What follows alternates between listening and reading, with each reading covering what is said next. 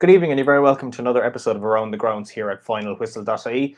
Another interesting night of results across the Premier and First Division, and we will be bringing you all the action shortly. We have all our reporters around the grounds to be able to give you all of their updates and reports once they come into us. The first person that we'll be going to is, of course, Sean Crosby. Sean is in Blue and Wexford at Ferry Carrig Park, watching the game between Wexford and Athlone. Sean, please tell us what happened at the game. Full time at Ferry Carrig, it's Wexford FC 2, Athlone Town 1. A game that, bar spells here and there, Wexford already dominated, really. Well, Athlone had the first few chances of the game. Glenn McCauley came close once or twice, and Thomas Alua looked like he was going to be a problem for that Wexford back three, but never really came into fruition. And from then on, it was really all Wexford creating several chances. Aaron Dobbs and Dinny Corcoran coming close on several occasions. Just couldn't seem to get anything to go. But finally, in around the half-hour mark, it was Aaron Dobbs' strike actually that was saved and fell straight to Harry Groom in midfield, the midfielder who just tapped it into an empty net to give him the lead. And then it got from bad to worse for Athlone. Just before half-time, Cian Kelly received a second yellow for simulation inside the Wexford box and was given his marching orders. From the restart, it was the same again from Wexford. Typically, or sometimes it's tricky for teams to kind of get motivated when they're leading against 10 men, but it didn't look like that at all for Ian Ryan's men. They pressed hard and clearly still wanted it. And then finally got another goal as well. Thomas Constantine pulling the ball back across, and Aaron Dobbs, one of the few Wexford players actually be from the county, getting his first goal since rejoining the club. Extending that lead 2-0, and Wexford continued to search for the third, couldn't seem to find it, but right before the end, 89 minutes, it was a Glenn McCauley goal coming out of nowhere really for Athlone. Ball seemed to just bounce around from in and out of the box and was fired straight back into him, and he's just slipped a past ball hunting goal. So it gave a bit of a nervy finish out with Ferry Carrig. Wexford obviously have always kind of leaked goals, but they held out strong and managed to take 3 points and two wins on the bounce for Ian Ryan's men. Perfect, Sean. Thank you for that report. We will leave the southeast. We will stay in Leinster, but we'll move slightly farther up the province itself, and we will head to Drogheda, where they took on UCD at Head in the Game Park. Watching that for us was Con Sheehan. Con, please tell us how it worked out in the end. Yeah, Diarmuid, 4-2 it finishes here in Head in the Game Park. Sold out Head in the Game Park as well. The match tickets were free for the game, but the fans certainly got a good deal out of it, mainly down to the brilliant football show that Drogheda put on in the first half. UCD did actually start well. Liam Carrigan in the middle was combining well in the first few minutes, but really it only took up to the 10-minute mark and Drogheda had kind of stamped their authority on the game. They actually should have been 1-0 up within 8 minutes. Dean Williams, new signing, scuffed a golden chance around the 6-yard box. One of those ones where his lack of experience kind of made him panic, I feel, and he kind of just scuffed it straight at Lorcan Healy in the UCD goal. But Drogheda weren't disheartened by this, and in the 23rd minute, Gary Deegan scored an absolute rocket. One of those ones where you can't really hit it any sweeter, and it keeps rising and rising until it eventually finds the top corner, and that's what happened. And Drogheda had finally got their breakthrough, and from then on, they really looked quite comfortable. And firstly, the main thing you noticed today compared to the previous 2 weeks was the fluidity, way more fluid in attack. I lost count of how many times there was a kind of flick from Dean Williams where a man ran off his shoulder, whether it was Lyons or George Poynton at wing back. Just lots of energy, lots of directness, and many off the ball runners, and that was really the key for Drogheda. They then doubled their lead. Chris Lyons was absolutely phenomenal. He was an absolute nuisance, and he can be when he's in that mood. But he scored an absolute dream of a goal for number 9. Then later on, then after about 10 minutes after Deegan's goal, where he basically shifted the weight of the ball, it kind of got rolled to him on the edge of the box. He shifted the weight of the ball onto his left side and curled into that same corner that Deegan put his one.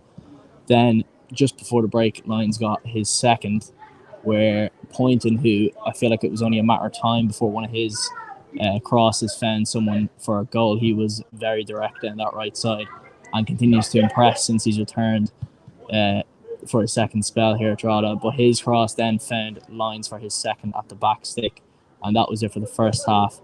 UCD were a bit brighter in the second half, but really couldn't get into the game. They got one back on 55 minutes through Sam Todd from a header from a corner.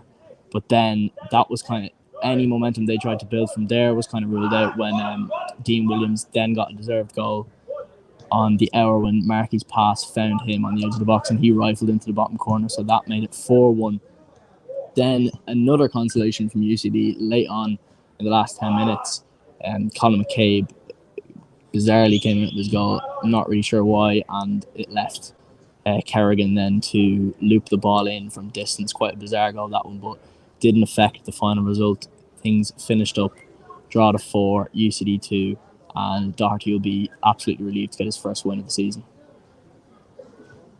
Perfect, Con. Thank you for that report from Head in the Game Park. We will leave the eastern side of the country and head to the west, where we will go to Galway for our gargantuan tie at the top of the First Division table between Galway and Waterford. Both teams looking like potential title contenders after the first week. Watching that for us was John Nee at a loud Eamon DC Park. John, how did the game work out in the end?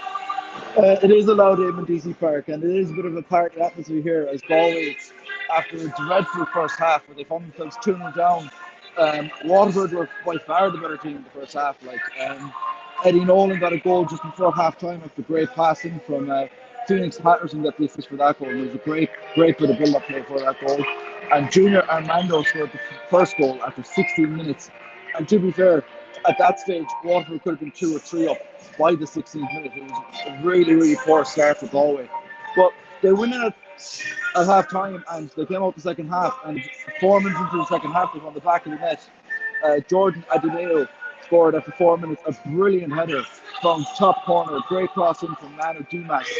And Galway probably dominated the next 20-25 minutes of that game, but struggled to get shots on target. Late sub, Stephen Walsh, out of all people, came on in the 75 minutes. A great counter-attack from Galway United on the left-hand side, and he kicked it across the box from the bottom corner. And Galway looked like they were going to push on for the third goal. Waterford got a man sent off, and it was Richard Taylor for a striking incident off the ball. And that put Waterford under a lot of pressure in the last 5-10 minutes. But unfortunately for Galway, they couldn't find the third goal, so they shared the points. Perfect, John. And is it a fair result, would you say, that they both shared the points tonight? I would say on Galway's first half, they probably didn't deserve to get all 3 points. They were that poor in the first half, I have to say. Waterford were really good in the first half, so probably is a really fair result, all things considered. Perfect, John. Thank you for that report. As always, we will now go from one gargantuan tie in the First Division to our gargantuan tie in the Premier Division, where St. Patrick's Athletic took on Shamrock Rovers at Richmond Park in a Dublin derby. Watching that for us was Matthew O'Donnell. Matthew, how did the game turn out in the end? It was a very good game to watch now. I thought St. Pat's worked tirelessly hard for that victory. For Shamrock Rovers, it was a game of missed chances, particularly in the first half. Jack Vaughan controlled the game throughout the first half, and put through a number of key players, such as Ronan Finn, who went through. His shot was well saved, but looking back on the game, Rovers can just through missed chances for this defeat. But for St. Pat's, it's a big win on the back of two disappointing performances and defeats. And they can look forward to another big game next week away to Finn Harps. Perfect, Matthew. Thank you for that report. The next person we'll be going to is our podcast host, Kieran Callan. Now, I know Dundalk aren't playing tonight, but Kieran was at home keeping a tight eye on events elsewhere. He was watching the game involving Derry and... I'm forgetting there. My internet seems to be going Derry and Shelburne. Derry and Shelburne. I was trying to load it up here, but my internet seems to be coughing it up. But Kieran, you are there. You are watching it for us. How did it transpire in the end? It transpired a 1-0 win for Derry City, a massive 3 points for in relation to other results that have happened around the country tonight. This was a big win for Derry City. Patrick McElhenney converted a chance midway, just as the game was coming into its crescendo, so to speak. A corner came into the area, and the initial shot was saved by Webb. Patrick McElhenney, as he has done on time and time again, right man at the right place, just tapped it in at the back post. this was a game that had, if I can be honest with you, had very, very little opportunities in the first half. The opportunities that did come their way came in the shape of Derry City. Jamie McGonigal had 2 glorious chances, particularly the first one in the first half, in which he collected the ball inside the area, turned and made a brilliant shot, which was very well saved by Webb. The second one, Brandon Kavanagh really had the opportunity in order to strike the ball himself, but he opted to pass the ball to McGonigal. McGonigal wasn't able to latch on because I don't think he was that quite alert. I think he was expecting Kavanagh to take the shot, and in doing so, he wasn't that kind of alert to try and convert the opportunity. In terms of Shelbourne, I think the big loss that they had was that Jack Moylan went off injured in midway through the first half, which resulted that they kind of had to make a couple of changes. But Jordan McAniff came on. He looked very, very busy and very lively. However, Moylan was really pushing Derry City's defence at every opportunity in that first half until he went off injured. The second half, it was very much like the first. There was kind of was swings and roundabouts. There was kind of half chances. Connor Kane looked really, really good for Shelbourne, putting in an awful lot of opportunities in the area, but not Sean Boyd did have an opportunity to take a shot on Brian Maher. However, it was deflected and wide and went out for a corner. They couldn't do anything from there. But the big turning point came in just in around the 70th minute when, as I said, that corner came in and Patrick McElhenney opened up what we could call his second account for Derry City. I think this was his first start for the Candy Stripes since he re-signed, and he's marked it with a goal and a big 3 points following what happened in Richmond Park this evening with Shamrock Rovers losing. Derry City needed those 3 points after what they would have regarded as a disappointing 0-0 draw against Sligo Rovers on Monday night. This was the perfect opportunity and the perfect tonic for that. But it looks like it's going to be one of those seasons. We spoke about this on the podcast, Diarmuid, in recent weeks. It's not going to be plain sailing for Shamrock Rovers this season. There's a couple of clubs now that are coming in, and for Derry City and Rory Higgins, that was a big, big result. Perfect, Kieran. Thank you for that report. Of course, the win for Derry tonight, massive, as Shamrock Rovers, of course, have lost points at Richmond Park. So that's obviously going to be massive for Derry's title hopes going forward. Anyway, we'll move back to the first division, where our reporter PJ Hearn was watching the game between Cove and Treaty United in an all-Munster affair at St. Coleman's Park. PJ, how did it transpire in the end? Both sides played out a high-tempo scoreless draw in St. Coleman's Park tonight. The home side were slightly the better side over 90 minutes, but their solid work ethic and more direct approach went unrewarded due to very little penetration and suffering set-piece woes.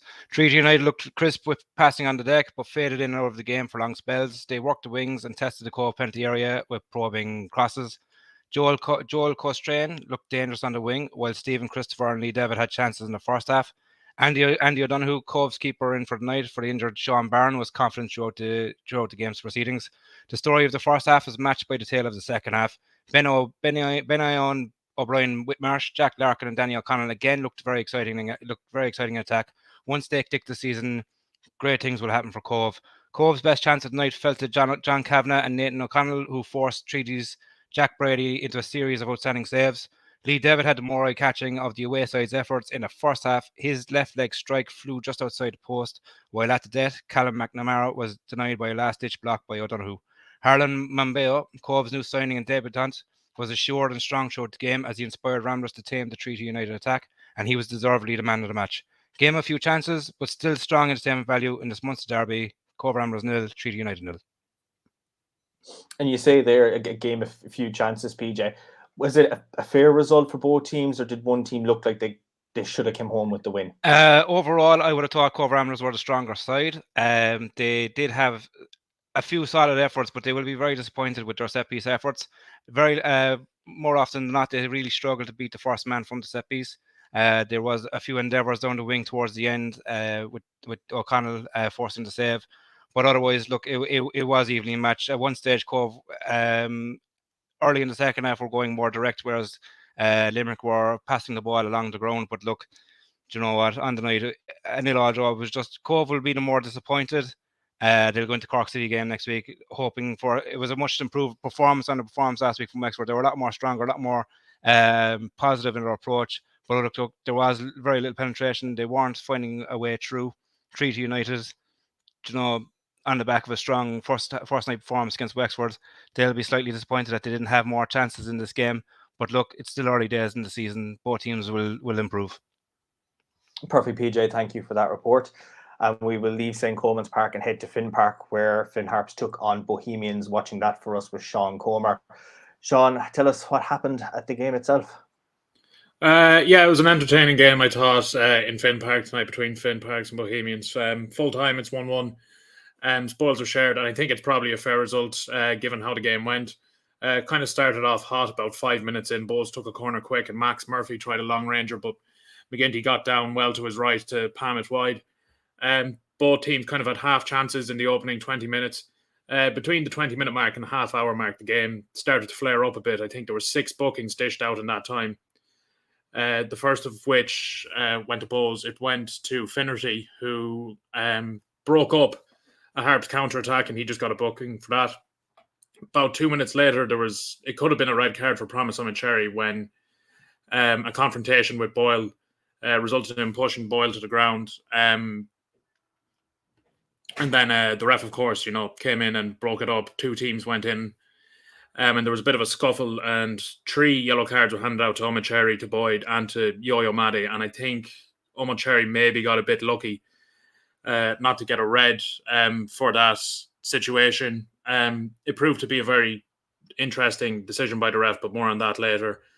Then Mijailovic got a bit of a harsh yellow card a few minutes later when he was running through on goals and just kind of held the ball off from his man. It was deemed to be a foul with his shoulder, but I don't know about that. And then he was booked, and whether it was for the centre, whether it was for the foul itself, it seemed very harsh. And then Connolly was booked just 2 minutes later for a standard foul, and that resulted in a booking being dished out to Finn Harps' assistant manager. The game started to cool down a bit after that. Not much happened for the rest of the first half. And then 10 minutes into the second half, Promise Cherry, who could have been off the pitch for that incident in the first half, managed to give Bowes the lead. A Dawson Devoy cross went in, and Ryan Feely failed to deal with his lines, scuffed the cross, and it fell right to Promise Cherry, who first time put it in. But Finn Harps responded well over the next 10 minutes. They had a few chances. I thought Milivojevic was looking very dangerous going forward. Yo-Yo Maddy also looked threatening going down the right-hand side. But it was Ryan Connolly who'd been booked a few minutes earlier for that foul, who managed to level the game up. And when he picked the ball in the middle of the park, played it out to Bastian Area on the left. Very nice 1-2. Played it back into Connolly. He got it, slammed it into the roof of the net from just inside the box. And to be honest, all the momentum was with Finn Harps at this stage, and it looked like they might kick on, but they didn't really. The game just kind of got scrappy from there on in for the last 20 minutes. Either side were getting clear-cut chances. Both had the ball in dangerous situations where they could have made something of it, but it just they never got it into the net. And yeah, the full-time score of 1-1 doesn't make the game look as entertaining as it was, but the result, which is a draw, is very fair for either side. Perfect, Sean. Thank you for that report. And Sean's report brings the end of our live around the grounds for this evening. What we will do is we'll give you just a quick brief roundup of all tonight's results, just in case you're just checking in now and haven't been around since then. St. Patrick's Athletic 1, Shamrock Rovers 0. Shelburne suffered a 1-0 defeat at home to Derry. Drogheda United were 4-2 winners against UCD. We just wait for it to come in here.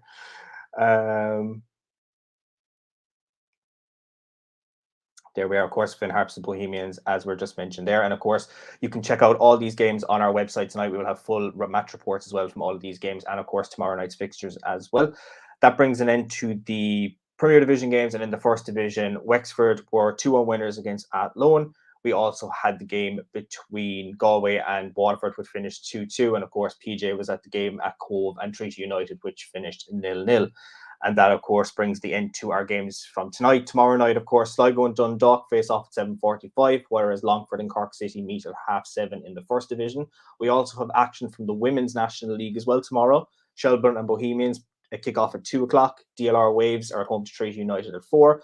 Peamount and Sligo and Cork and Galway both kick off their games at 5 o'clock.